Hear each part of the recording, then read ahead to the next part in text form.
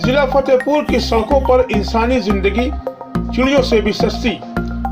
आज फिर overload tractor ने साइकिल सवार को मारी टक्कर। घटनास्थल पर ही दर्दनाक हुई मौत के बाद शव पर दलाली की एक विभत्स खबर।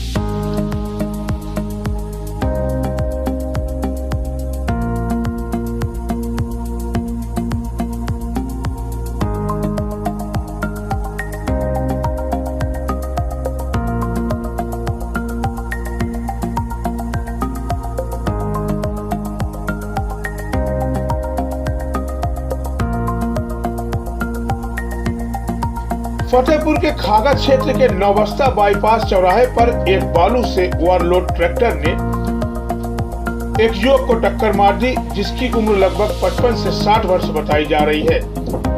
युवक की मौके पर ही मौत हो गई। सूचना पर खागा कोतवाली पुलिस मौके पर पहुंचकर ट्रैक्टर को अपने कब्जे में लेकर थाने ले आई और शव को विक्रम में लाद कर थाने ले आई। चूंकि मृतक के पास से कोई भी आईडी प्रूफ नहीं मिला, जिससे मृतक की शिनाख्त नहीं हो पाई। हालांकि खागा कोतवाली पुलिस मृतक के बारे में पता लगाने में जुटी हुई है। ट्रैक्टर ड्राइवर ट्रैक्टर छोड़कर मौके से फरार हो गया था।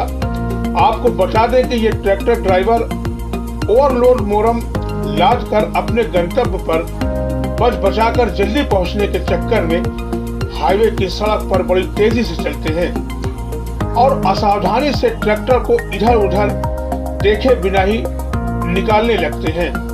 वहीं ओवरलोड गाड़ियों की स्टीयरिंग इधर उधर बहक जाना लाजिम है, जिससे दुर्घटना होना तो आम बात हो गई है।